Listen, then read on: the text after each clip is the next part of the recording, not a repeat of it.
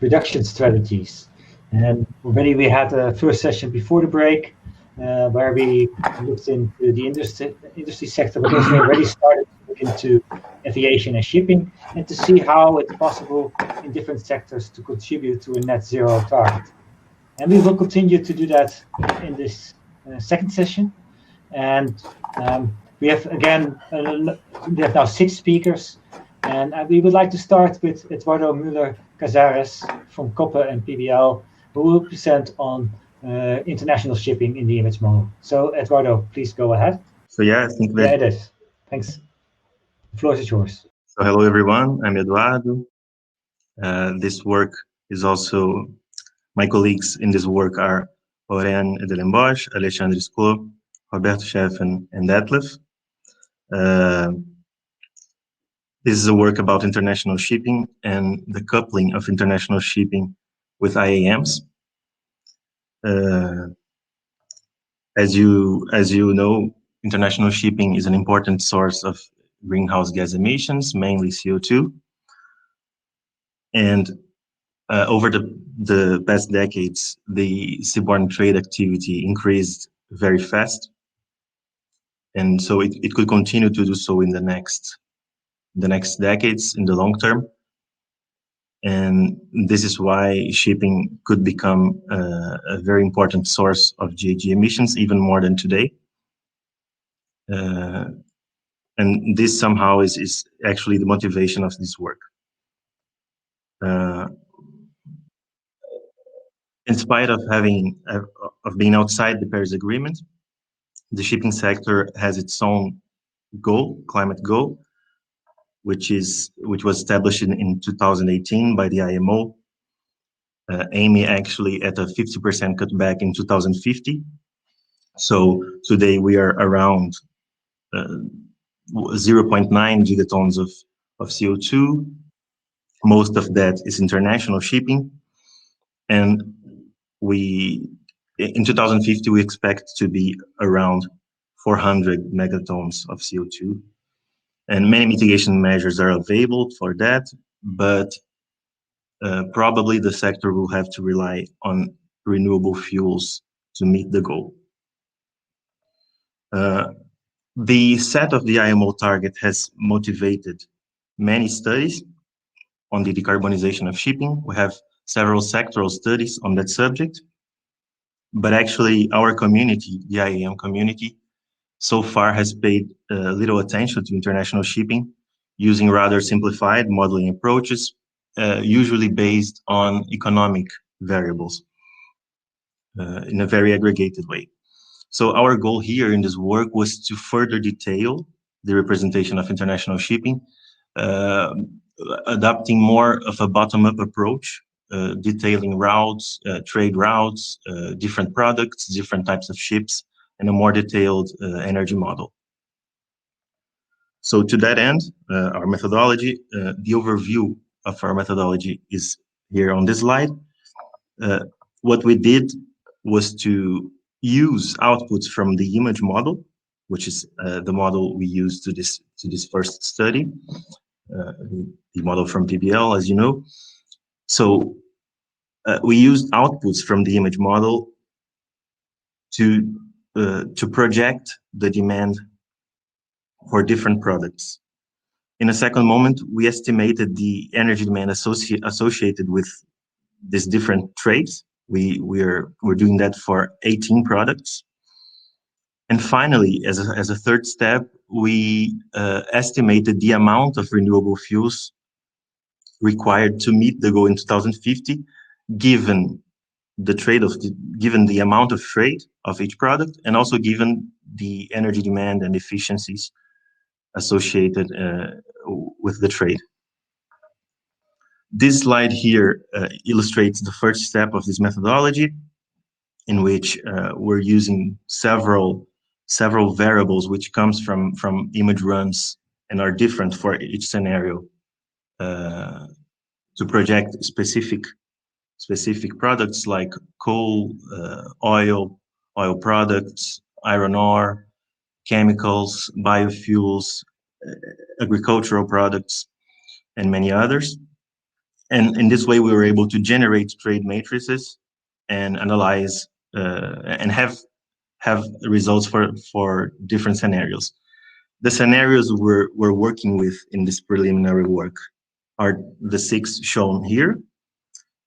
Actually the 5 SSP baselines, but also one mitigation scenario, because we wanted to capture the effect of a mitigation scenario in the development of the demand for shipping. So this range of scenarios gives us an idea of the uncertainties of the shipping, of the development of the shipping demand.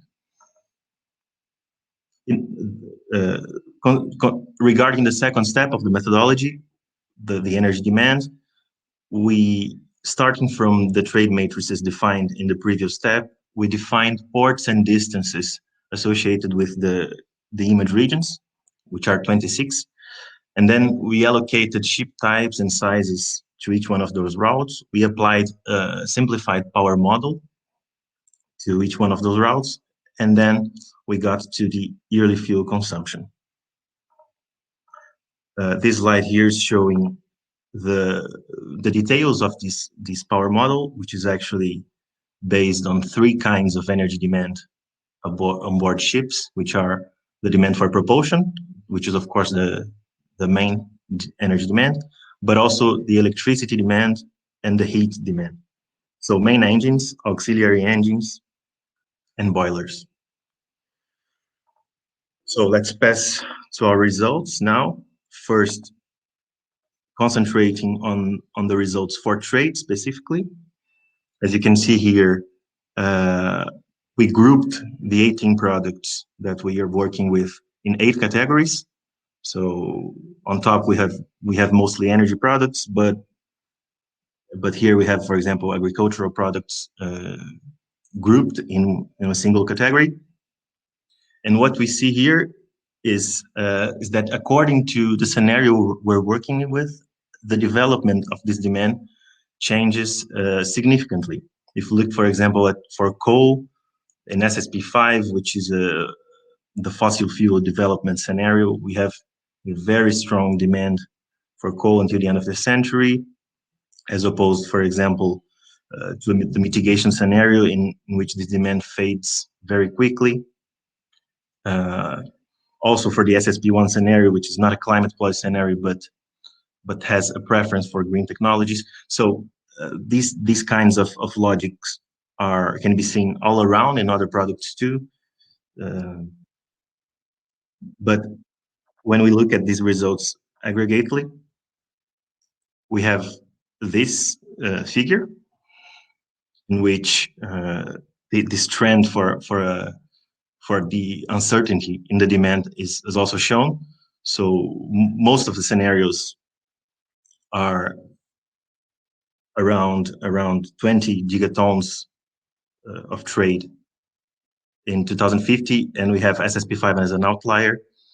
And an interesting thing to notice here is the difference between the SSP2 baseline and the SSP2 mitigation scenario, which are the 2 blue scenarios. And they have a similar trend, they follow a similar pathway, but there's a gap formed around 2040, which is due exactly to avoid the demand of fossil fuels. So there's this kind of feedback effect, which our model is being able to capture, and which is a kind of a symbol of the usefulness of this methodology.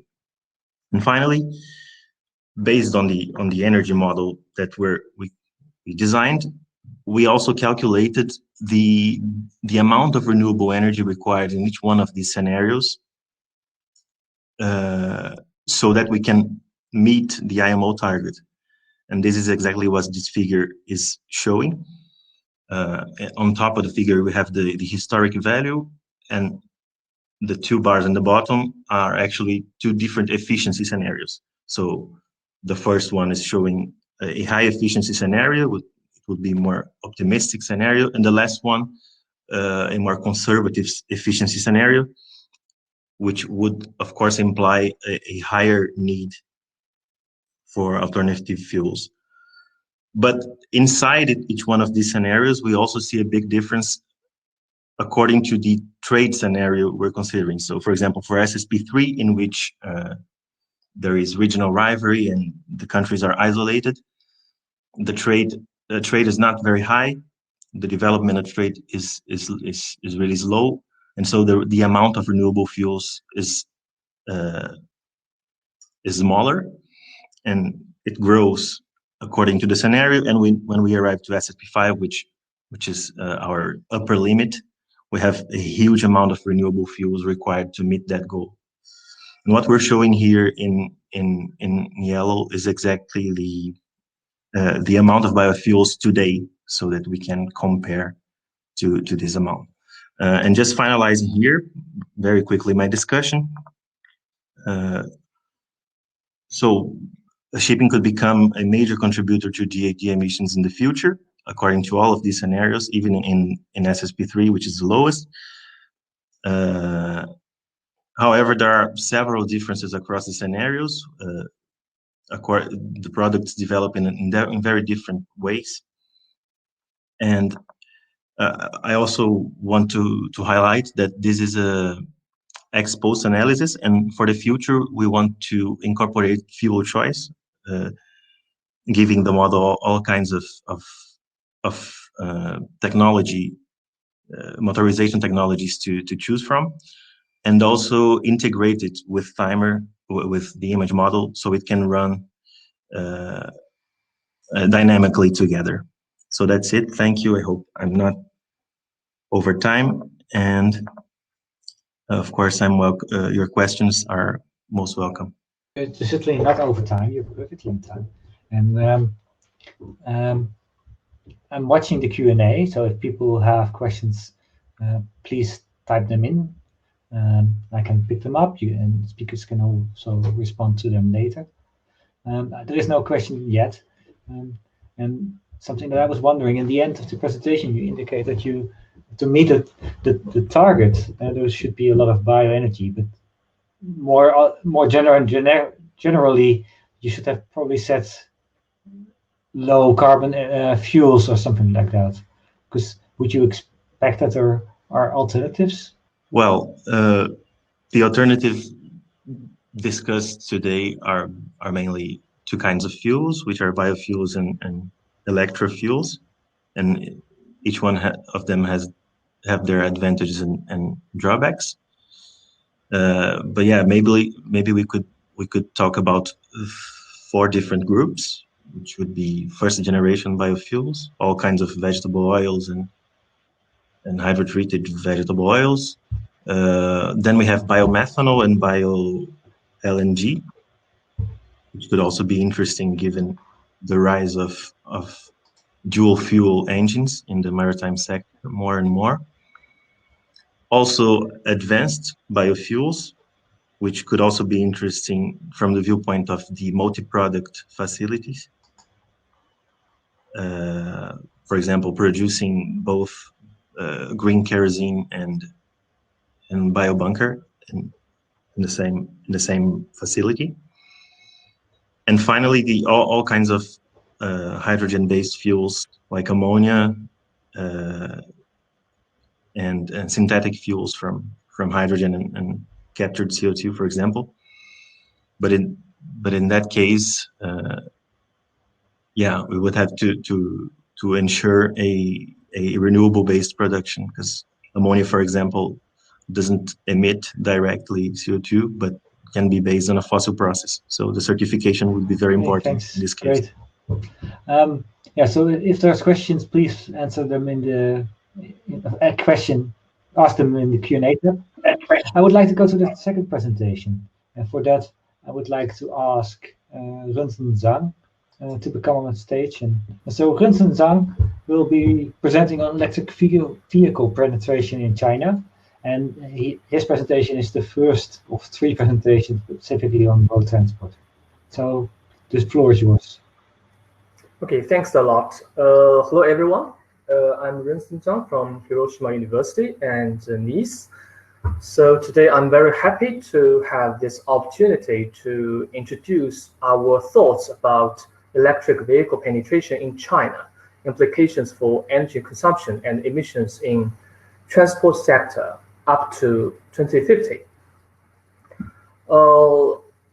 I'm going to start with the research background. The transport electrification is considered a promising solution for decarbonizing the transport sector. The deployment of electric vehicles has been growing rapidly, and China is becoming the largest EV market in the world. And on the other hand, China has promised to become carbon neutral by 2060. So China's ambitious plan to reach carbon neutrality requires a set of actions across all sectors of the economy. And transport sector accounts for a significant share of energy consumption and GHG emissions.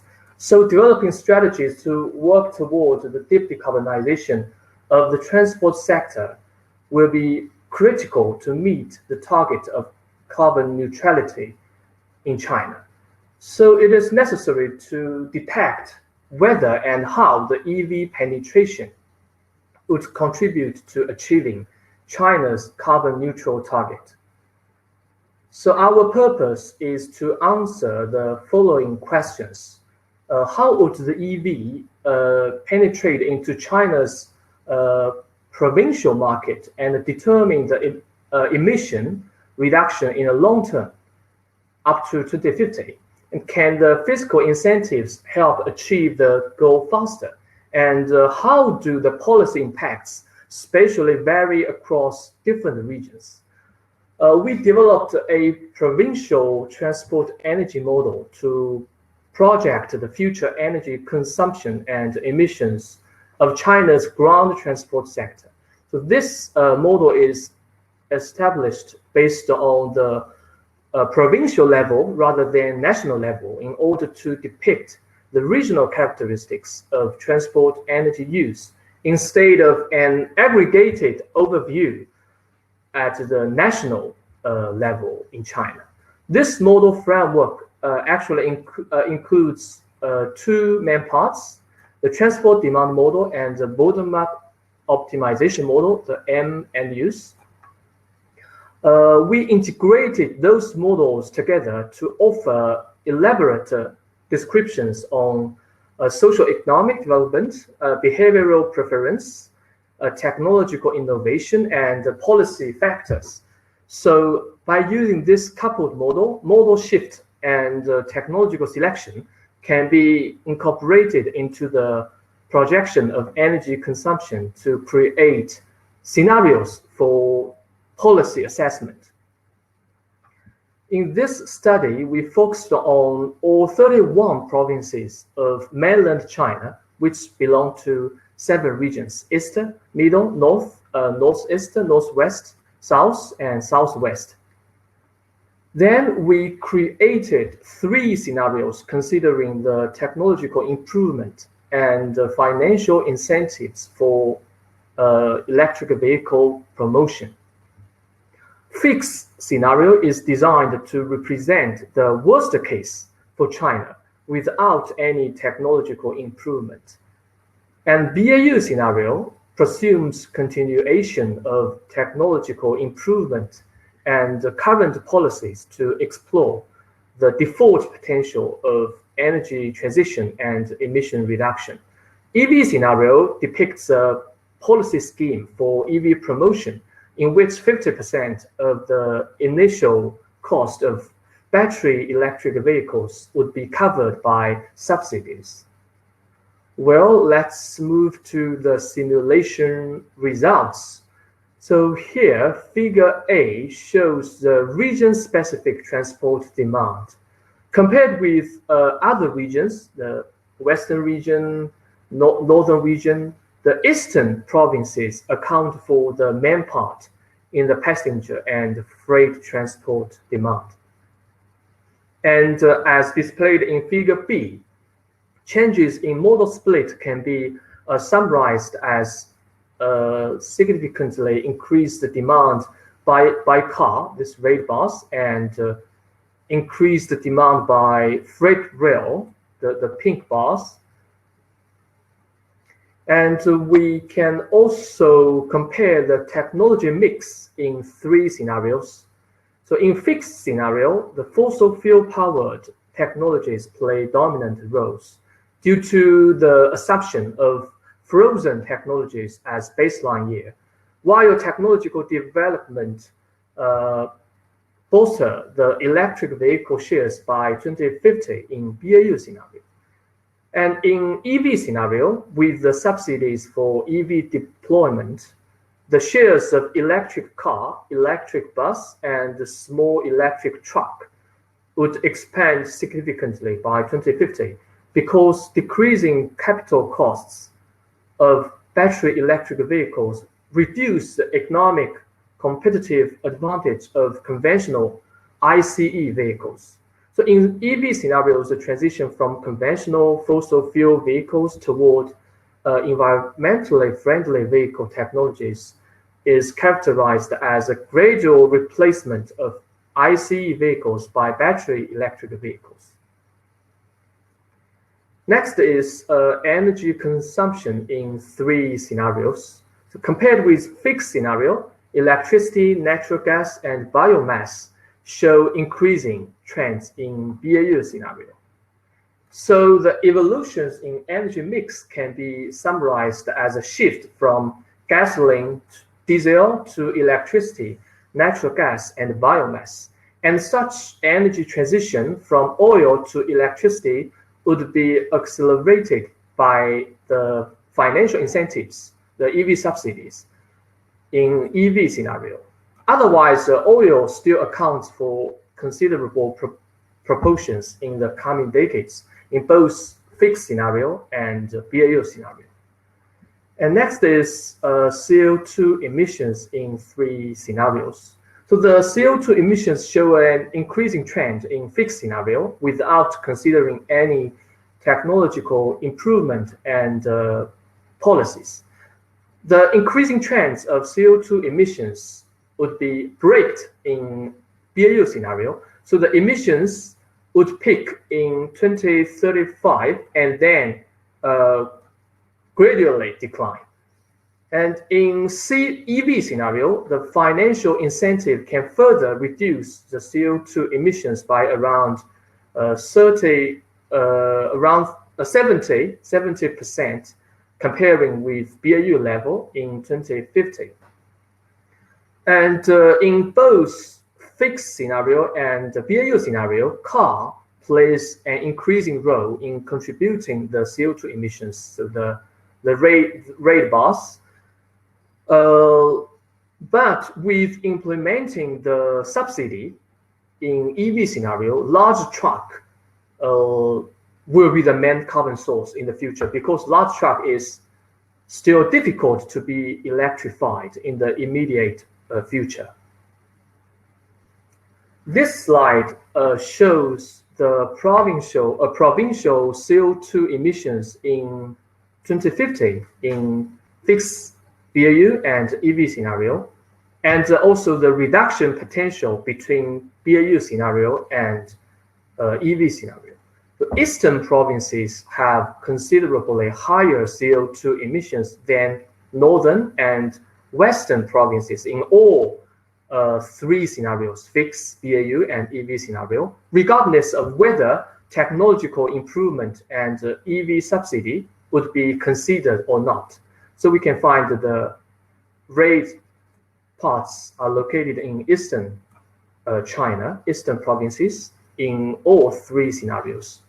And figure D shows the spatial differentiations on emission reduction potential. Actually, except Beijing and Tianjin, so here in northern China, except Beijing, Tianjin, which are located in capital metropolitan region in northern China, southern provinces, particularly southeastern provinces, have higher emission reduction potential when implementing the EV subsidy policy. And central, northeastern, and northwestern provinces present relatively weak policy effectiveness. And furthermore, we made a scatter diagram of economic costs and emission reduction.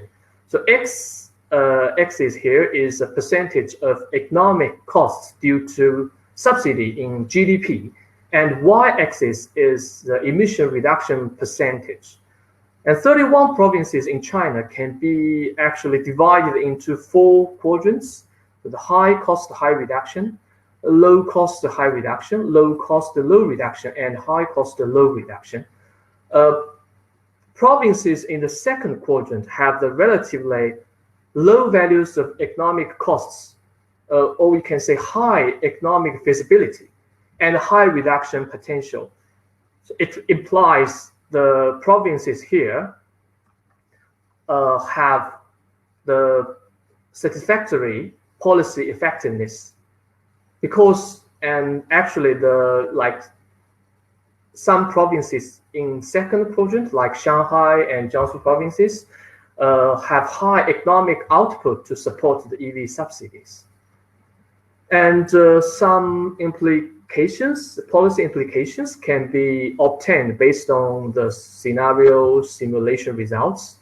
So firstly, the penetration of electric vehicles can offer an optimistic outlook to achieve the carbon neutral target in China.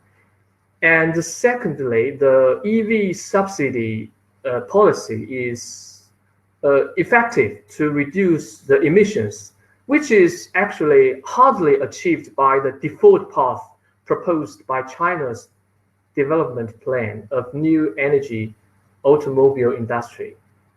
Because in the BAU scenario, we set the parameters according to the default path of China's development plan.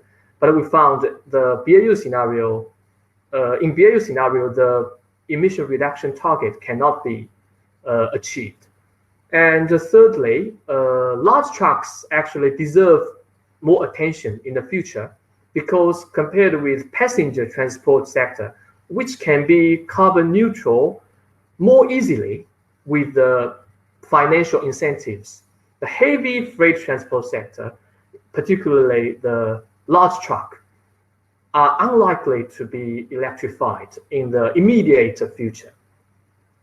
And finally, policy effectiveness and economic feasibility vary spatially across different regions. So transport planners and energy experts, energy policymakers, need to consider the regional disparity for policymaking. There are some limitations need to be addressed in the future. So first, we simplified the scenario settings for EV subsidy. So a homogeneous subsidy policy was designed.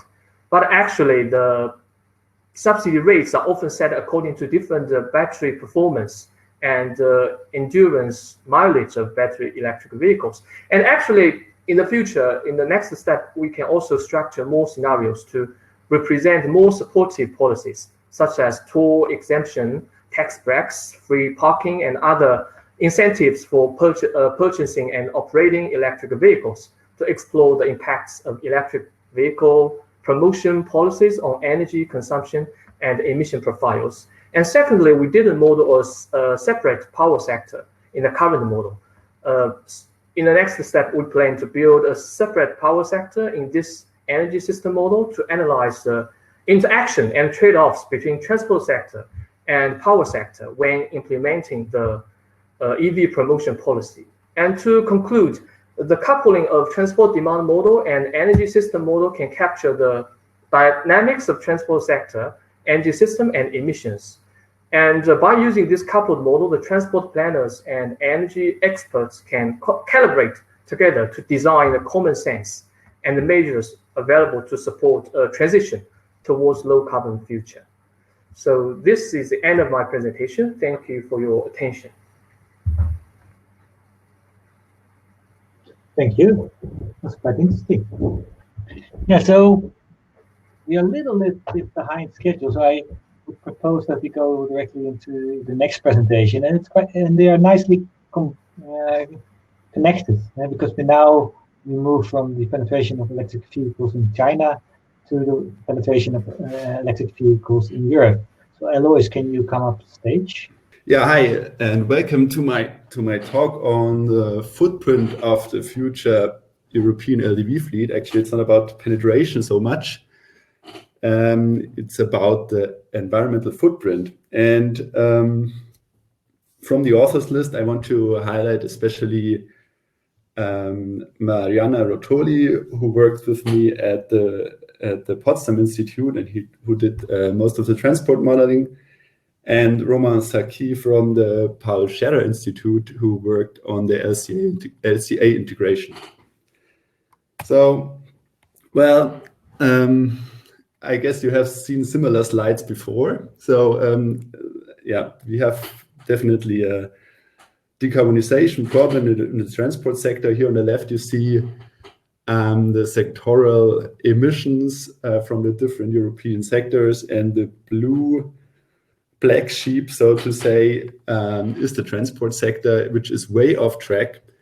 And well, there are different mitigation options discussed, which you are well aware of, I guess. There is the direct electrification with battery electric vehicles.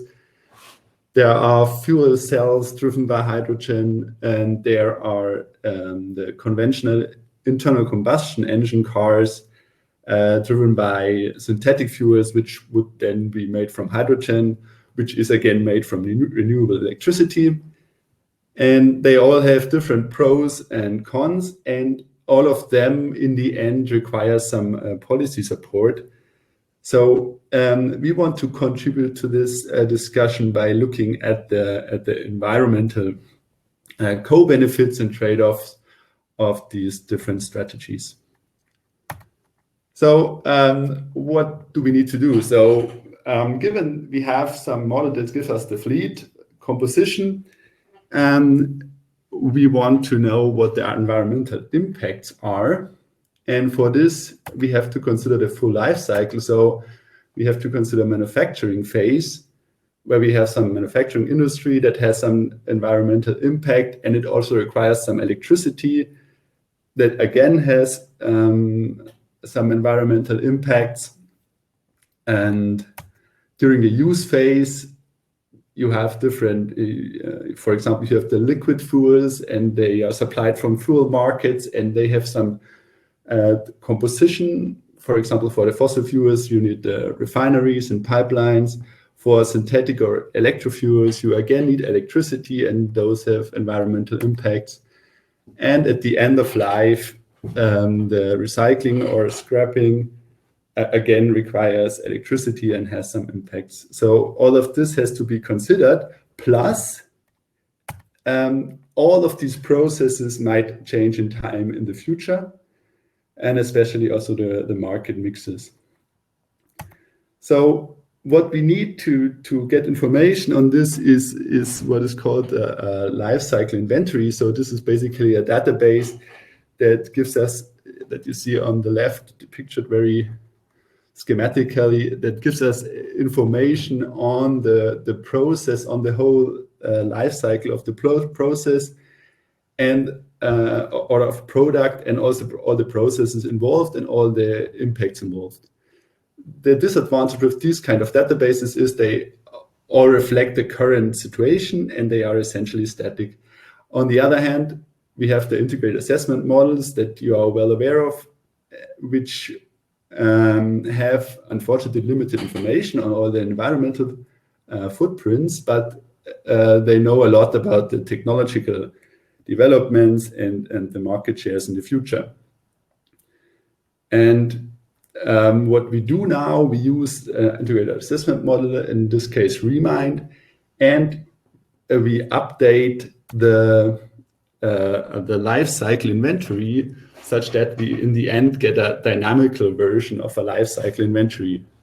Then we use the detailed transport sector model in Remind to give us basically the fleet composition.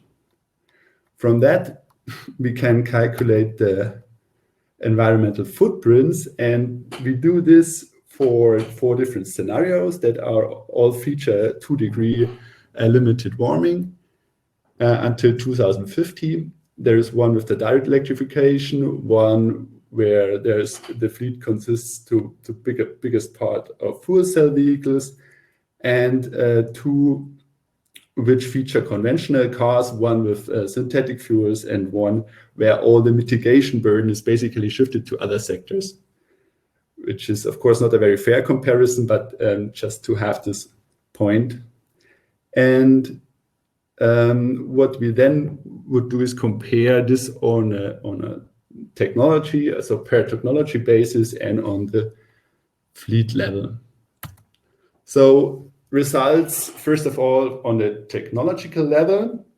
So these are the impacts in 2050 for different technologies, so for different drivetrains, compared to the average car in 2020. And you see, first of all, on the top line, like climate change, all of these strategies reduce the CO2 footprint. Even the conventional cars, which have like mild hybridization, so mild electrification shares in their engines, they also reduce the carbon footprint substantially. And then another important category is, for example, respiratory effects. So in this heat map, basically you see that in this row it's also quite green, especially the battery electric vehicles score quite nicely when it comes to the respiratory effects or particulate matter emissions.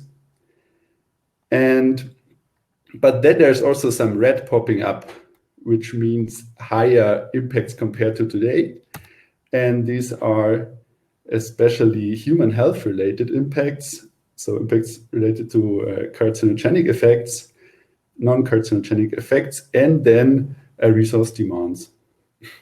So here we see quite significant benefits, but also trade-offs. On the fleet level,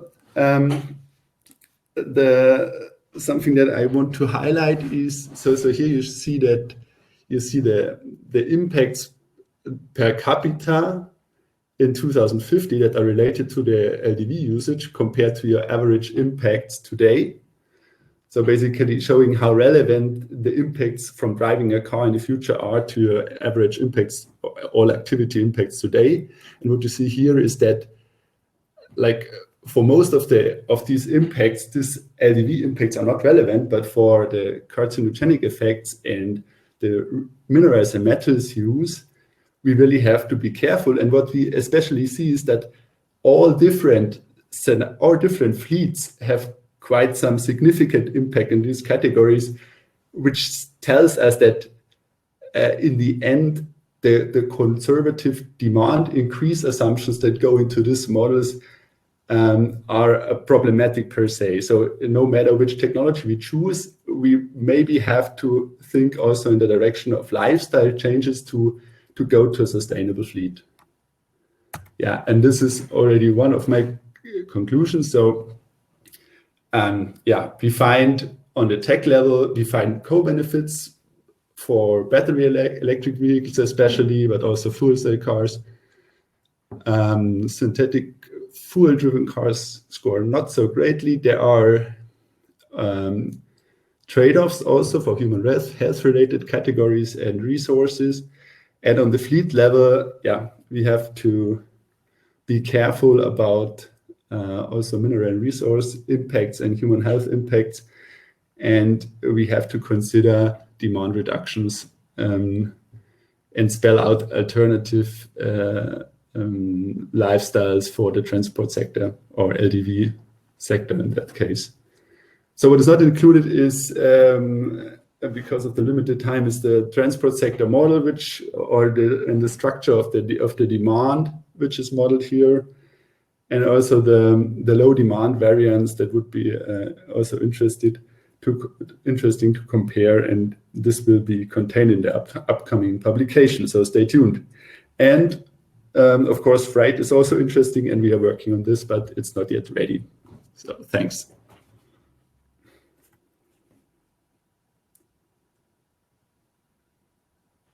Thanks. Also for staying so nicely in time. again, to the audience, please use the Q&A to ask questions, and you can type them in now as well, and I can pick them up, and they can also be picked up later. By putting in questions, you make the sessions a bit more interactive as well.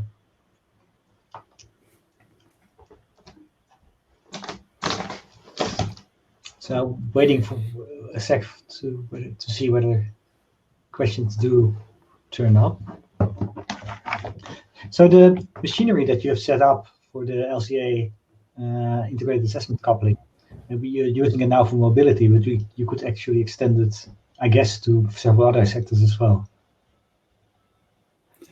Yeah. We are working both on the background database, basically, for example, industry and heat production. I mean, at the moment we have electricity and we have the fuel upstream or fuel supply chains.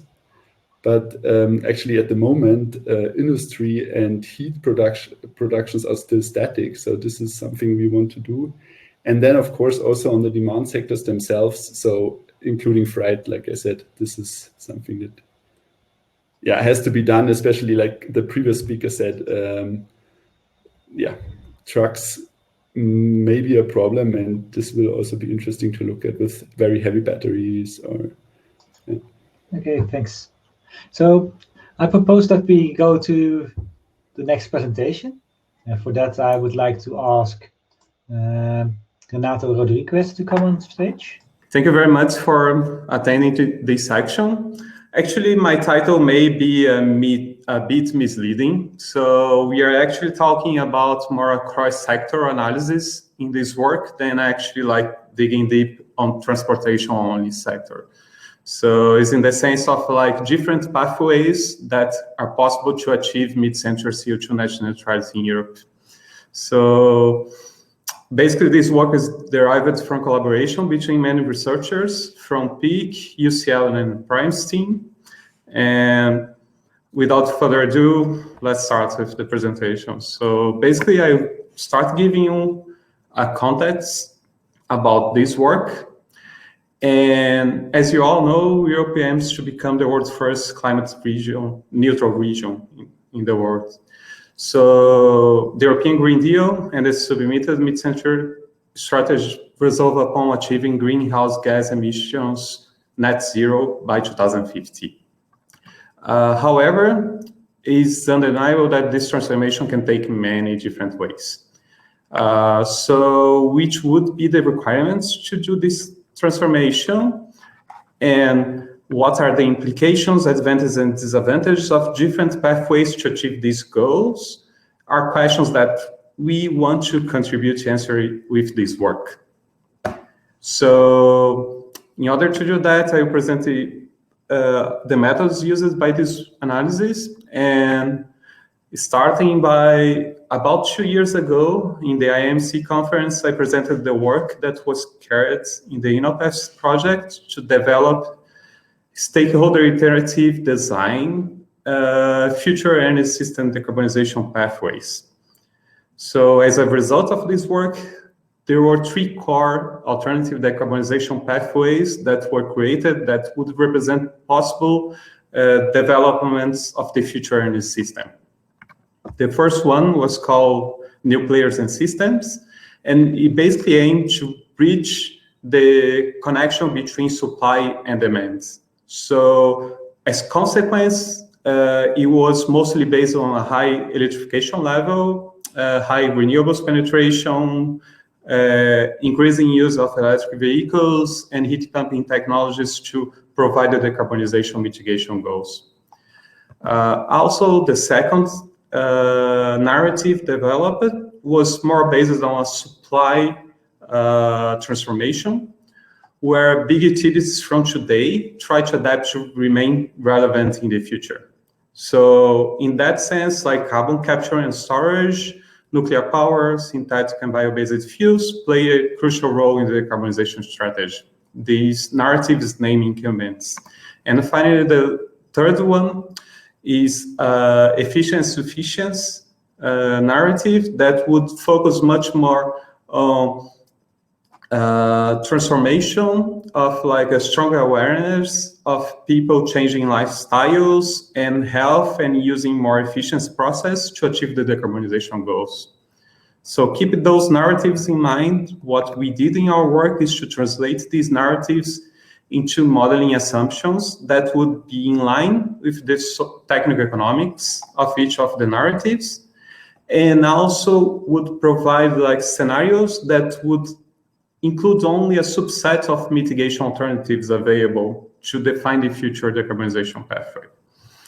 And finally, we did, in order to provide a quantitative analysis of the scenarios, we used a model comparison exercise using 3 state-of-art IAMs, Remind, Primes, and ETM-UCL models.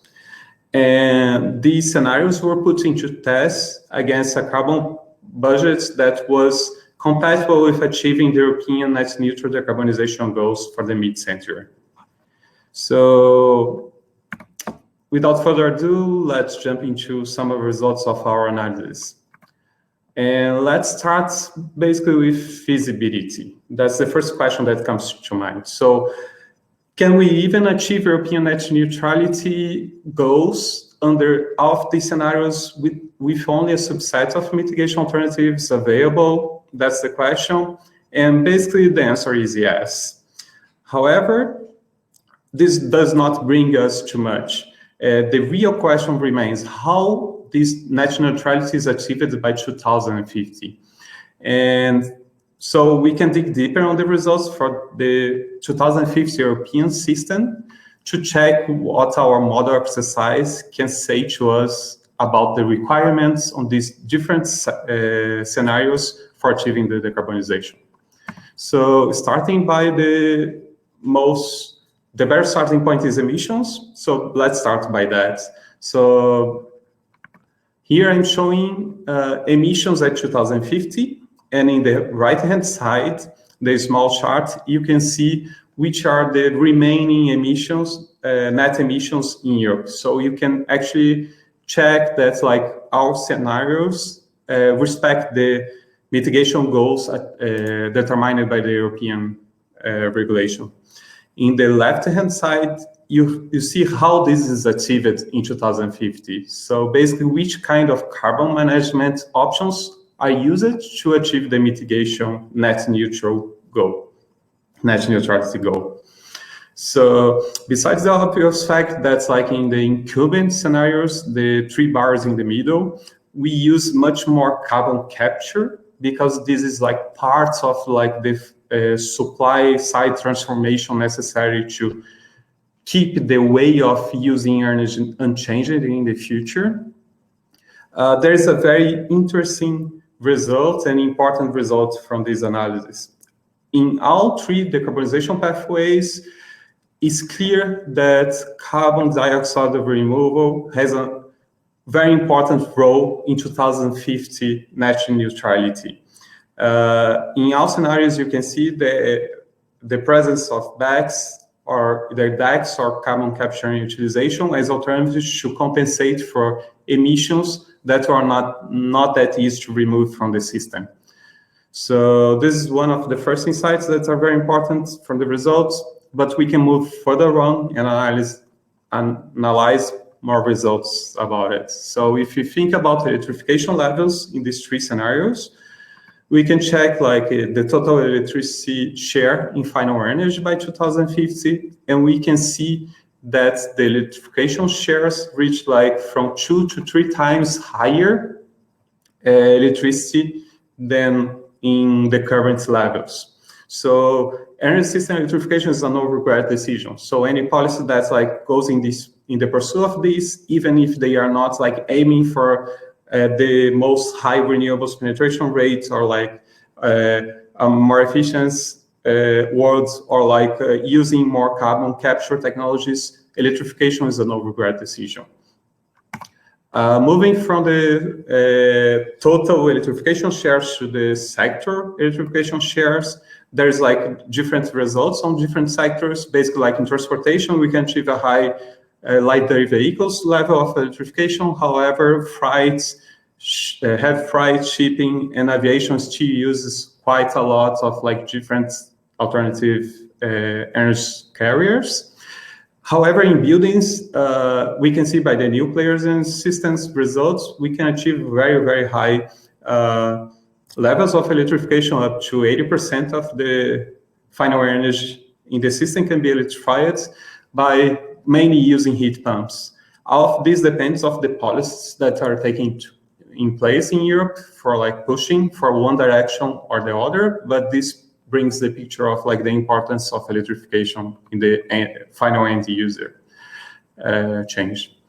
So moving from, we all know that hydrogen is the current hot topic in discussion nowadays. So let's try to take a brief look at that in the results that we got. So here, basically, I'm presenting the final energy per sector and energy carrier from the results from the different scenarios for the different sectors. So if you please focus only on the blue light color, that's the hydrogen use. And you can clearly see that the hydrogen use is mostly in different levels in transportation to help like hard to abate transportation, mostly in freights, and also in industry for high level heat demands. These are not the only uses of hydrogen. Potentially synthetic fuels also are present in our results. However, in this chart, I don't show them because they are part of a dark blue bar as liquids as synthetic fuels inside of them. And also they can be potentially synthetic gases in the gases like the brownish color. So the main takeaway is like hydrogen is already like in our results can have a quite important role on the decarbonization strategy, even with like assumptions with only partial mitigation alternatives available in each one of those scenarios. So finally, our analysis does not focus only on European results. We can also draw important insights from national specific decarbonization strategies. From many presentations here in this conference, it was underlined the importance of better representing national policies and strategies into the IAMs. Our work gives like a kind of a special emphasis on this when we are evaluating European specific policies. So just to give a brief example of the results, here we can see 2050 electricity generation for the two biggest economies in the continental Europe, Germany and France. You can note that the results differ substantially in the technologies portfolio used to achieve decarbonization in these two countries, especially in the incumbents and efficient scenarios. This is an important feature that we need to consider in the results. That's like even when we are considering the same model, the same scenario, we are evaluating a perfect foresight modeling approach and looking ahead 30 years in the future. The difference from like the behavior of different countries matters for what is the final goal of achieving net neutrality. Also, it's important to bring as an insight that's like national strategies can differ substantially, but coexist in a decarbonization scenario for the future. So there's no need for like a harmonization of policies. There's no necessary need for harmonization of policies. So just to summarize, recap our analysis and provide a glimpse of possible conclusion. As we saw, achieving net neutrality is feasible, even under quite different alternative future energy system, and even quite limited technology portfolio availability. This limited technology portfolio availability for its scenario underline that current policies are very important in shaping up the future that we are achieving. CDR plays a crucial role for achieving net neutral targets under all scenarios. So there's a current need for early policy action to develop this capability for the future, because we are going to need as far as we know. Energy system electrification is a no-regret decision, no matter the scenario that was evaluated by us. Hydrogen networks developments can be important for achieving mid-century mitigation goals in hard-to-abate sectors. If we go further in the results, and even more extensive hydrogen use can be observed after 2050. So more analysis is being carried out right now to better understand the hydrogen role in the decarbonization process and which policy can affect its penetration. So we hope to be able to provide a clear picture about this in the near future. Also, at national strategic level, there's no single answer to rule them all. It's like alternative national strategies can perfectly coexist, even under stringent technology scenarios, as the one that we evaluate in this research. I think that's all. Sorry if I went too fast about anything, but I'm here to provide any details if necessary. Thank you very much. Thank you, Renato. That was very, very clear. There are two questions, and so the first one is from Alois, who is asking whether there are any alternatives to negative emissions technology proposed to the stakeholders. But I would even like to add to that. So you conclude in both the three pathways there is negative emissions. Did you explicitly also try to create a scenario where you would minimize negative emission use? Yeah, so there was an independent process with the stakeholders to define the narratives, and in the narratives we don't define like if like negative emissions are available or not. It's more an exercise of saying what kind of future world you think you're going to be living in earnest terms in 2050. And then after we do the exercise of trying to translate this into scenario assumptions. We didn't include in our scenario assumptions specific constraints or like changes to negative emissions per se. Basically, they jump in because like for achieving net neutrality, you have a very high carbon pricing, and they are just like the alternative to compensate for like sectors that are not flexible enough. So we could go further in the exercise and add additional sensitivities to that, but basically like they are the extreme cases that's like because like in Europe we are talking about a biomass constrained world, so you cannot like just replace everything for like bio-based fuel and be happy with it. So you need to do portfolio of technologies. So, but that's definitely something that we can add like sensitivity analysis to add to the work that we did. Okay, thanks. And the other question is, so you defined these very nice storylines, but then you have obviously had the problem how to translate them into the models and also on the sectoral level. And in this case, even into 3 different models. Can you maybe say something about how the process of translating into these 3 different models, how it looked like, and whether it was different from different models? Yes. So it was a back and forth process between stakeholders, between our modeling teams, and between brainstorming together. So, but basically the idea was like from the narratives description, that's a document from the UNOPAS projects with the details about the narratives. What we did was to enumerate which kind of policies are connected with the goals of achieving each of the narratives. And for each one of them, we have a list of more than 20 measures that like tries to bring a portfolio of policies that would be in place that would like be compatible with these narratives. So I can definitely like for anybody interested, just like get in contact with me. My email is still in the screen, and I can send you the document that's like includes the translation process, and we hope to very soon have it published also, so I can show to you which kind of assumptions we did for each kind of economics that we identified in the narratives. Thanks. Great. And so there are at least 2 more questions in the Q&A, so I encourage you to answer them online. And I also want to emphasize to Runsen ZHANG that there is also still a question for him to look at. So we continue, and I would like now to ask Alessio Mastrucci to the stage. And we move now from the transport sector to, and all sectors actually in the last presentation, to the residential sector. So Alessio, the floor is yours. Thank you, Detlef.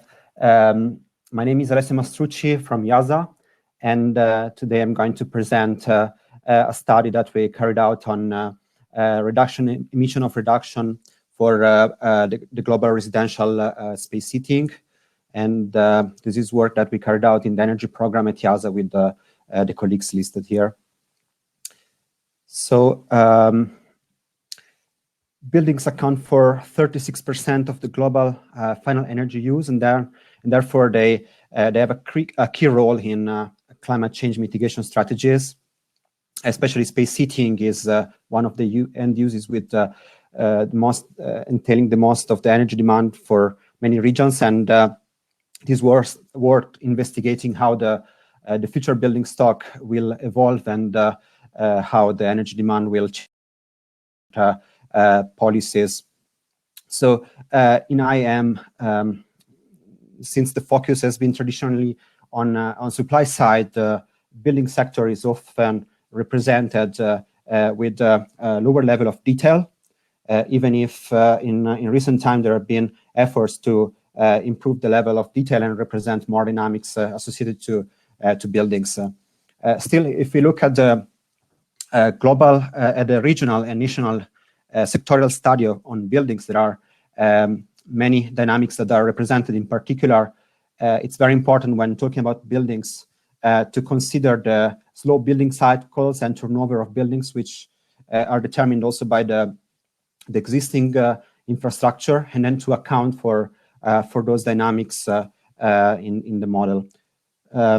So here we try to bring those two together and focus on the global level, but introducing some more level of detail and dynamics to assess future pathways for residential space heating towards carbon neutrality. The methods we use here is a bottom-up building modeling framework linked to IAM, and we focus on representation of heterogeneity for buildings and households more in detail, as well as stock dynamics. So on this slide, I'm showing an overview of the framework we are using. So we start by having by processing some data inputs. We use data inputs from different sources, but especially from macro survey data for many countries. And thanks to those, we were able to build some projections for the types of buildings and the slums or floor space in future scenarios. On the other side, we work with a bottom-up energy demand model to calculate the demand for space heating using variable degree days over a spatial grid. And we like this, we set up the baseline for calibration of the model. Then for the scenarios, we enter a loop where we try to model and simulate the building stock dynamics. We have a building stock turnover model based on material flow analysis, where we estimate the amount of new construction needed to meet the demand for floor space in buildings, demolitions based on survival curves. And on the other end, we have a set of discrete choice models to model the decision of households on renovation, new construction, and fuel switches. And this is based on life cycle cost consideration, where investment costs of technologies are compared with the longer-term operation costs that they could entail, as well as some intangible costs. This model is soft linked with the integrated assessment model message IX Globiome. And we take from message energy prices, which also determine the choices, the investment choices on renovation, new construction, fuel switches, as well as emission factors.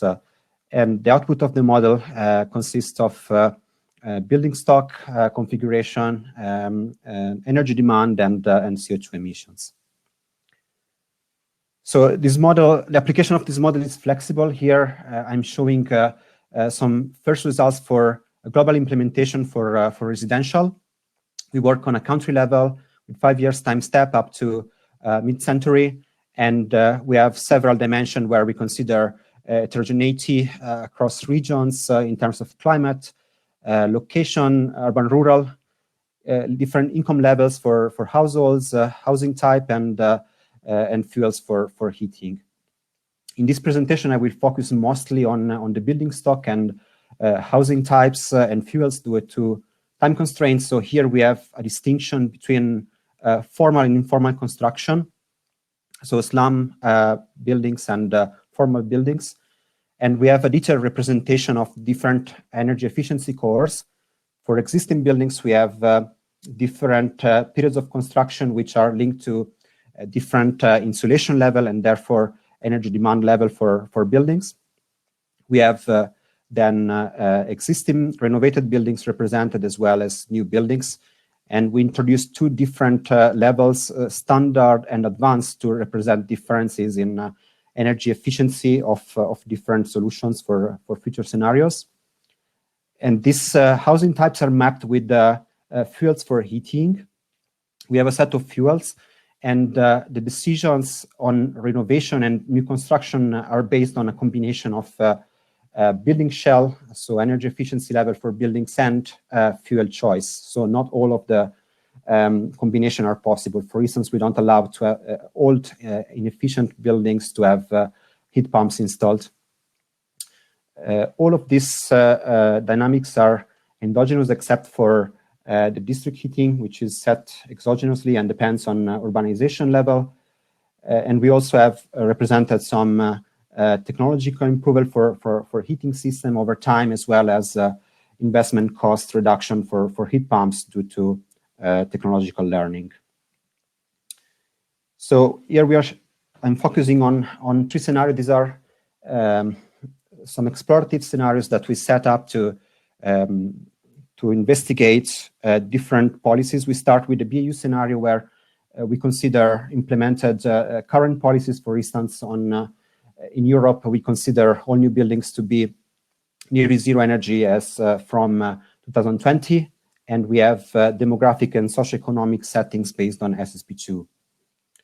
In the second scenario, we consider the introduction of additional building codes starting from 2030, and those are on new construction, new buildings, where we basically impose the uptake of advanced new construction standard corresponding to passive standard for the global north and to a standard comparable to European current standard for the global south. The third scenario puts on top of that climate policies according to 1.5 degree targets. And we show results aggregated by 4 regions: Europe, other global north, CPA, so centrally planned Asia, and other global south. So these are some preliminary results that we got from our simulations. I will start by showing floor space. Here we have the 4 regions as columns and the scenarios as rows. And on top, you can see the total floor space, where we have a slight increase in the global north, but a very rapid growth in the floor space, which is driven by population, but also by the increase of floor space per capita in those regions over time. So, and in the second row, you can see the results for the BAU scenario in terms of share of the housing stock by different housing type. And we have in green the new buildings, advanced and standard level, in yellow the renovated buildings, and in red different existing buildings belonging to different periods of construction. In black, we represent slums. So going to the content now, we can see that in the BAU scenario, we have in the global north a significant part of the building stock which is still not upgraded or renovated even in 2050. And at the same time, we can see that renovations are, of course, increasing over time, and the share of renovated housing stock is increased, and as well as we have uptake of efficient, so advanced level efficient new construction. Whereas in the global south, we can see that for China, so for the CPA region, we have a much faster turnover in buildings, and therefore by mid-century, the share of new buildings which will be much higher compared to the global north, and therefore here the importance to enforce policies on new construction. And similarly for other regions in the global south, where we can also see lower share of renovated buildings. Moving on to the second scenario, so the building codes. Here we see the impact of building codes, especially for the global south, where new buildings become more energy efficient. And in the third scenario, with the climate policy, we see that here there is not much change on new construction, but for renovation, we have a much higher share of renovated building by mid-century. And this is due to the increase in energy prices, which is encouraging the households to renovate in order to reduce their energy bills for space heating. Now, showing some results for the final energy demand. Here we see different pictures where the regions in the global north are characterized by a much higher energy demand for space heating due to colder climates, whereas in the global south we have lower level of energy demand. And we can also see that existing buildings, because of their higher energy intensity, represent the bulk of this energy demand, whereas new buildings are much more energy efficient and therefore entail much lower energy demand compared to the existing ones. So again, we can notice for the building code scenario some additional reduction, especially for the CPA region, due to the uptake of more efficient new construction and additional renovation for the climate policy scenario.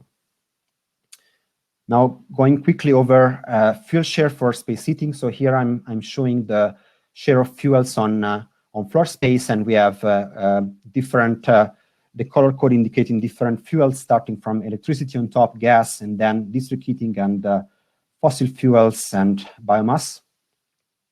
So we can see that in the BAU scenario, there is already a shift, a partial shift to electricity, even if gas is still the bulk of, yes, for space heating in most of developed regions. And electricity is increasing, driven by the uptake of heat pumps and very high energy efficient buildings, which determine the choice for electricity. At the same time, we can see a decline in the use of other fossil fuels. And if you go to the global south regions, this phase out of coal and traditional biomass becomes even higher over time, driven by the energy, the prices of those fuels, whereas we also have increase in gas and electricity. Now, if we move to the other scenarios, there is not much difference in the building codes except for higher share of electricity for new buildings in CPA. But in the third one, we can see that the share of electricity becomes much higher. And similarly to what we have seen in the previous presentation, this is due to the uptake of high efficient heat pumps, which become more convenient in this scenario due to the rise in energy prices, especially for fossil fuels. In terms of final energy, we have a different proportion in these fuels compared to the stock, because we see that electricity is much lower because of the efficiency of heat pumps. And on the other side, we have fossil fuels, which represent a higher contribution here. And gas as well is higher compared to the share on floor space. So now going to the final results on the global energy demand, we see that with current policy, we observe already a decrease in the global energy demand for residential space heating by mid-century. And we see that additional policy on new construction and building codes have just limited around 10% additional impact on that, especially due to the global south regions. Whereas for the climate policy, here we see a bigger impact on energy demand reductions, and this is due to the, as we have seen, to the higher uptake of energy efficient buildings and renovation, and you switch to electricity and heat pumps. And this trend is even more evident when we move into the emission figures, so CO2 emissions on a global level. And here we have not just the increased energy efficiency, but also the decarbonization of electricity, which contributes to reduce the demand, the CO2 emissions associated to space heating. But still, we have a residual 25-26% of emissions that we should still reduce to reach carbon neutrality. So for which other compensation or different strategies should be encouraged. Yeah, so these were some preliminary results from our analysis, and we have shown the impact of different policies on emissions reduction for residential space heating. We can highlight that, yeah, current policy already entail reduction. Building codes have limited effect on top of current policies and mostly on the global south, but on the other side, there are some advantages like going beyond the emission reduction, for instance, the improvement of thermal comfort for households, and also the reliance on proven technology for buildings and renovation. On the other hand, climate policies entail major reduction on energy demand and emissions, but of course, they also rely on more uncertain technologies for negative emissions. So our further steps are additional linkages with IAM. We would like to have also feedback loops with message in our model, and explore additional scenarios for climate, socioeconomics, and policy, and further improve the representation of heterogeneity for households, behavior, and buildings. With this, I thank you for your attention, and I would be very glad to take your questions and comments. Thank you. Yeah, thanks, Alessio. If you look at the Q&A tab, I think you can, right? There's already a question from Erika, which is asking about the reduction of demand in old buildings and the reason for that. But then also suggesting whether you could run a more frozen scenario for several uses.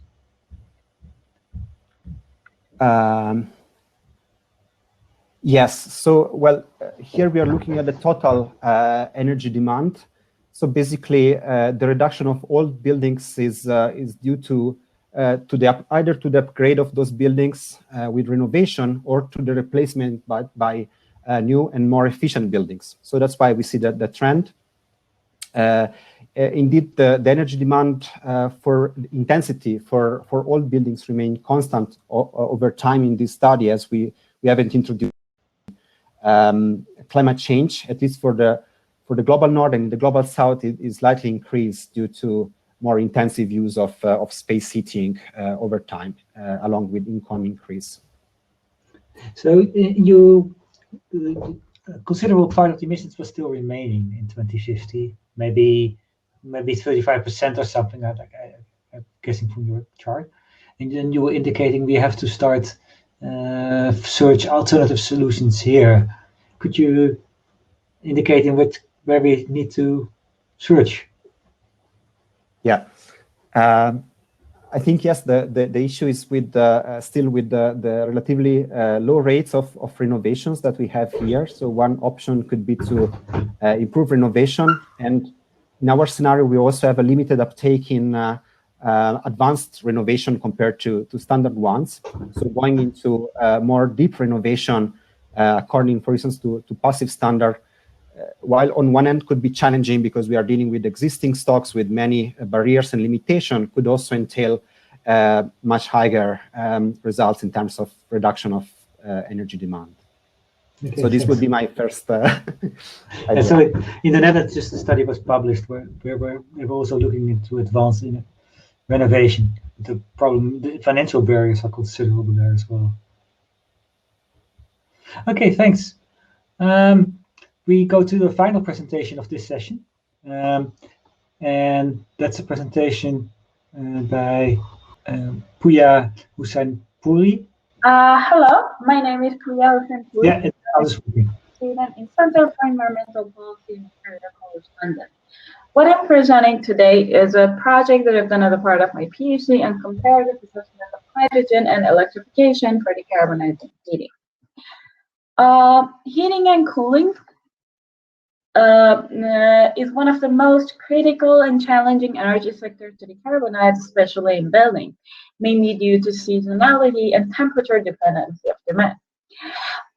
It is also a quite large energy sector. In the EU, more than 50% of total energy consumption is used for heating and cooling. More than 75% of that is supplied by direct burning of fossil fuels. In the UK, as you can see in this graph, more than 44% of primary resources are used for different heating and cooling applications, and more than 85% of this is supplied by direct burning of fossil fuels. Therefore, you can see that more than 37% of emissions in the UK is associated with heat, and decarbonizing heating is essential if you want to meet our target. This graph shows how heating is supplied in the UK and some other selected countries, and you can see that natural gas has a major role in supplying heating in buildings in the UK, and more than 85% of buildings in the UK are connected to the gas grid.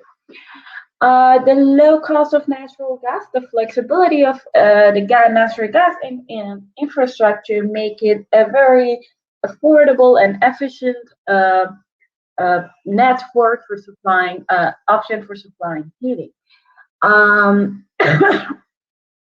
However, unabated burning of natural gas is not consistent with our emission mitigation target. So there has been a growing call in recent years about reducing the role of natural gas and moving toward electrifying heating. But walking away from natural gas is structure is not that easy. I mean, aside from the value of the existing asset, there are a lot of risks with deep electrification of heating, and that's why in many of these countries there is a growing discussion about decarbonizing the gas grid instead of walking away from it by injecting low carbon gases made hydrogen to the grid. And that would bring us to the key question that I'm trying to answer in this talk, that how different possible scenarios for the future of the gas grid will affect costs, infrastructure requirement, and system-wide implications of decarbonizing heating and building, and how meeting this emission mitigation target for heating interact with other policy goals that we have, mainly energy security goals. To do so, I am studying 4 key scenarios for the future of low pressure and medium pressure gas grid. First, I will discuss the full electrification, which are the cases that is mainly based on decommissioning the gas grid, and I study 2 scenarios here. The one is unmanaged electrification, and the other one is smart electrification, with integrating the heat pumps to the grid via smart meters. So this way the grid will have access to the thermal storage that is integrated with the heat pump and can use it for load shifting. The other scenario, then the second scenario is partial conversion of the gas grid to deliver hydrogen. This scenario, we're converting part of the gas grid to the hydrogen, and the rest of the gas grid will be electrified. The gas grid will be electrified. Then the third scenario is a hybrid heat pump scenario. I studied 2 cases here. The difference with electrification one is that in this case, again, it's just based on electrification, but instead of backup resistant heater, electric resistant heater, I'm using the gas boilers, which can be either natural gas boilers or hydrogen boiler as a backup. Then this will put a cap on the power demand that goes to the power grid from each heat pump. Then I have the greener gas option, which is the business as usual scenario for the gas grid. So the gas grid continues to deliver natural gas, and therefore we can avoid fuel switching on the consumer side, but the country is still committed to its emission mitigation target in 2050, and we will see that how it is going to reach that target. I'm using Kaftan framework for this study, which is a framework that I've developed for comparative assessment of different pathways for decarbonizing heating. The centerpiece of Kaftan is a linear programming, multi-scale capacity planning, unit dispatch model of a power and gas grid. The key feature of the model is that it enables us to trace impacts of different policy and decisions for decarbonizing heating at the end use on the operation, technology, and the transition of both power and gas grid. So with no further ado, we'll start with the results. The graph on the top shows the capacitor required in the power grid at the end of the horizon for each scenario, and the one on the top shows the capacitor required on the gas grid. So starting with electrification, you can see that the electrification of heating would increase the peak power demand significantly, and therefore we require significant expansion of the power grid in order to secure the supply demand. Power demand. But if we do electrification in a smart way, you can see that the peak power demand is going to be reduced, and our requirement for a peak generation capacity, grid level storage will be reduced, as you can see in this graph. But as we move toward having more hydrogen to the grid in the system, injecting more hydrogen to the gas grid, the stress on the power grid will be reduced. Therefore, we can see that the peak power demand and the capacitor required on the power grid will be reduced. And but there is a downside with the reduced power demand, and that's that if you can see that because as we inject more hydrogen to the grid, because the growth in the power demand would be reduced, this would limit the penetration of renewables in our power grid. You can see that the renewable capacity installed is reduced as we move toward having more hydrogen. On the other hand, on the gas grid, we need to build hydrogen production and storage capacity, as you can see. And the technology chosen here is autothermal reforming of natural gas with carbon capture and storage. And also, the system builds a significant amount of underground gas storage capacity to securely balance supply and demand on the gas, on the hydrogen network. Then we have the hybrid heat pump scenario, which, as I said, is based on electrification, but we can see that the peak power demand is much less than the electrification scenario, and that's because in this scenario, there's going to be a cap on the power demand, as I said, that it goes to the grid because the peak hours, the heating demand will be supplied by the gas boilers. But depending on which of these strategy we choose, the gas that is going to be supplied by the gas network is different. You can see that in case of hydrogen, the system again uses autothermal reforming to produce the hydrogen. But in case of natural gas, what's interesting is that the system mainly relies on biomethane to supply the natural gas demand to supply heating over peak hours. So we see that a lot of anaerobic digestion capacity will be built on the gas grid. Then we have the greener gas option. As I said, because the fuel switching will be avoided on the regions that are connected to the gas grid, so the capacity, there won't be much stress on the power grid in this scenario as well. So no significant expansion of the power grid, but you can see that on the gas grid, the system does its best to reduce the carbon intensity of the gas that is delivered by controlled injection of hydrogen. And the technology that is chosen to produce hydrogen is hydrogen from biomass gasification, and that's because of its negative carbon intensity impact. It will reduce the carbon intensity of the gas that is supplied significantly, and then the system also relies on carbon offsetting by reducing the carbon intensity of the power grid to negative by installing a lot of negative emission technology in BECCS, you can see, in order to provide emission space for an unabated burning of natural gas in this scenario. This graph shows the total system transition cost and the cost of CO2 avoided in different scenarios. The first observation here is that you can see that the smart electrification scenario, the GIHP scenario, and the hybrid heat pump scenario with natural gas and the greener gas scenario, all the strategies we are reducing the cost of transition with respect to the reference scenario. But between electrification to hydrogen, you can see that the cost of transition doesn't change significantly. So you can see there is no real optimal here. I mean, the difference is more significant in terms of CO2 avoided, but even that one is insignificant compared to all the uncertainty that we have in this scenario. So we would say that the cost doesn't change much between what option we choose between electrification and hydrogen in this case. But the other thing important about this is that when we are making such a long-term and big strategic decision, although cost is very important, but there are more important deciding factors, and that's our energy security goals. That's why I put this graph here that shows demand for resources for different in different scenarios compared to the base year. You can see the first observation here is that as we move from anticipation for having more hydrogen in the system, the demand for resources increases, and that means the system becomes more and more inefficient as we move toward injecting more hydrogen to the system. The other observation here is that you can see that the diversity of resources in the system also reduces and the demand for natural gas increases.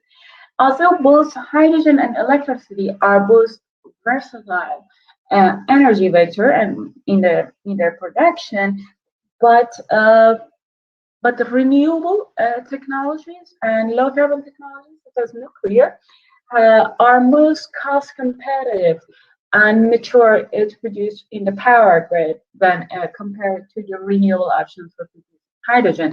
That's why even as we inject more hydrogen to the grid, we see more higher penetration of natural gas, and the diversity of the system also reduces. You can see that the Shannon index here reduces to about 1.5, which is even less than the base year. Then we have these two interesting scenarios at the end, which is hybrid heat pump with natural gas and the greener gas option. And because both of these options provide the opportunity for penetration of biomass for supplying heating and power. And accordingly, we can see that the diversity of resources are improved.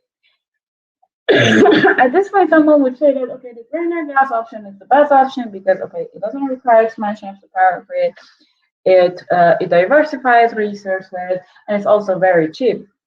But it has its own implication. This graph shows demand for biomass for different scenarios, and you can see that demand for biomass in this scenario increases significantly, and it even surpasses the domestically available resources in the UK.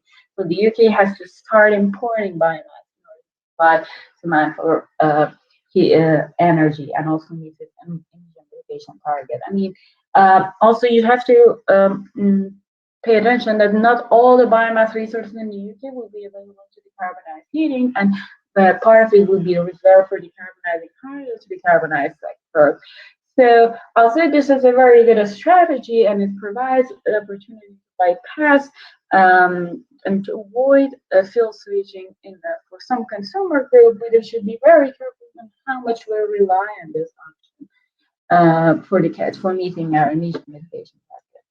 Finally, the CCS network. This graph shows a total amount of CO2 that should be stored in each scenario. You can clearly see that we have moved toward having more hydrogen in the system. The amount of CO2 that needs to be captured and stored annually increases significantly, and in the case of 100% hydrogen, is almost 3 times larger than the electrification scenario. I mean, the availability of CCS is a major assumption that they have made in this study, and as you know, the CCS is not commercially available now. So if we are, so I think there will be low risk in following the pathway that relies less and less on this option, because even if it's become commercially available, the rate of deployment may be a limiting factor. So it would be more safer to follow a pathway or take on a strategy that will reduce our reliance on this technology. Finally, we show that overcommitting to one energy vector will introduce reliability and availability risk to security of supply. And we also show that how a proper combination of different strategy could provide opportunity for a region to diversify its heating portfolio as well as its resources. And also we showed that system-wide factors such as availability of biomass resources, natural gas, as well as availability and rate of deployment of CCS are key determinant in transition pathway and the technology mix that that's it. Thank you very much, everyone, for your attention. Thank you, Pooya. That was a really interesting presentation. All the other speakers feel free to come out on stage as well. There was one question in the Q&A directly directed at the last presentation, which was by Harvesitse de Boer, asking if you were presenting the total system cost, whether that was including transmission and distribution, because he was expecting that the gas routes should be much cheaper for that cost category than the electricity route. So the question is that if I am considering the cost of transmission and distribution. Yes, for the gas and power sector, yes, they are taken into account, and for the CO2, yes, that's also taken into account. Okay. And if I understood well, your hydrogen is mostly from fossil sources. Why isn't green hydrogen entering the system as much? Yes, thanks. That's a good question. That's because the green hydrogen is at the moment is not cost competitive with the hydrogen from fossil fuels. But I had some scenarios. I mean, I didn't show them here because of time. That if the hydrogen, the green hydrogen scenario technology, like the electrolyzers, can provide other services, such as balancing the power grid or providing flexibility service to the power grid, then it's going to come online. But here, because I was allowing the system to build, use the thermal storage at the end use or build battery storage, then they were preferred over electrolyzer. And we have a flexible gas CCS technology. But when CCS is not available, I was seeing that a lot of electrolyzer and green hydrogen was injected to the grid. Good. Interesting. So maybe first of all, ask all speakers whether there's anything that they would like to conclude from what they have seen in the other presentations, direct responses or the overall impression.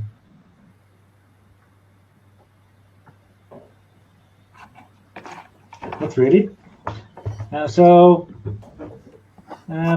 think one of you presented the idea of a more targeted model into comparison.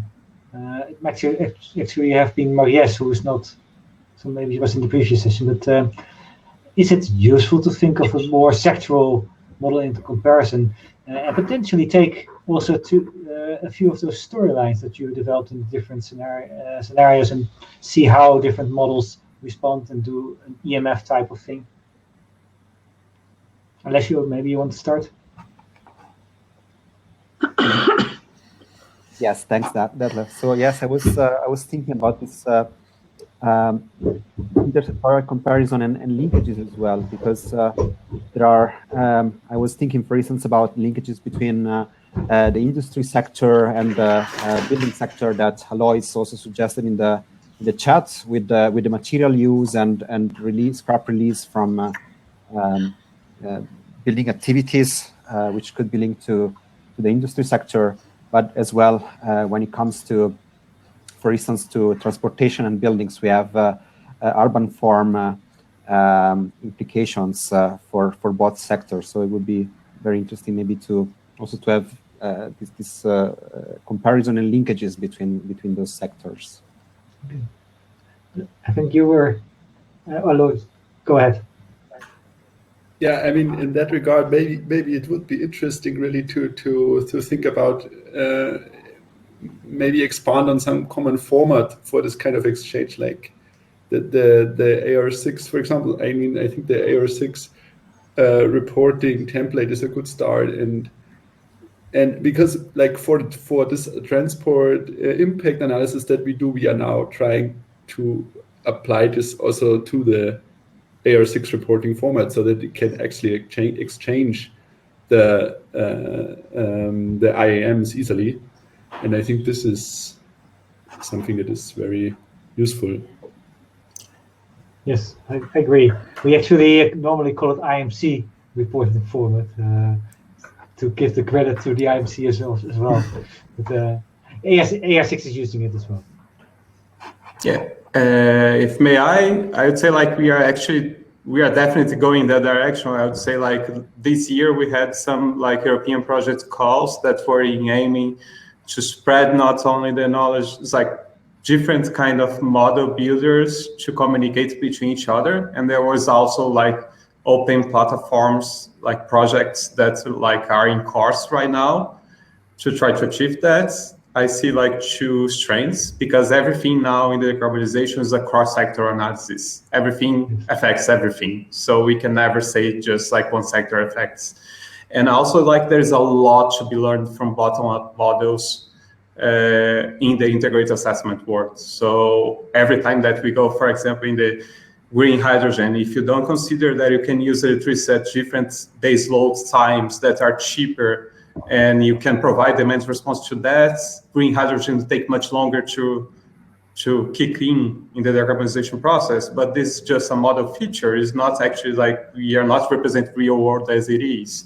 And this kind of things, it's very crucial that we can like achieve a communication between the sector specific modeling consequences and everything and the integrated assessments, and merge both. Basically, it's not that everything is integrated assessment, but like build the communication that we can, as Alois did like with the life cycle assessments, like get advantage of the life cycle assessments at the same time that you are getting an integrated assessments in the other side, and so on. I agree. Anyone else wants to step in on this? Yes. Actually, as a researcher in transport engineering and urban planning, I always think that like the cross-sectoral interactions are very important, because in the city scale modeling, we sometimes investigate the interaction between like land use, the building, and the transport sector. But for the national and global scale IAMs, I'm still thinking about how to link like the land use and transport, because the land use transport interaction are like hardly represented by the current modeling framework. But the cross-sectoral interactions between like transport and the power sector is like more easily can be more easily achieved. I'm planning to actually construct the power sector and the transport sector. But for the land use and building, I'm still thinking about like how to integrate them together for the national scale, global scale.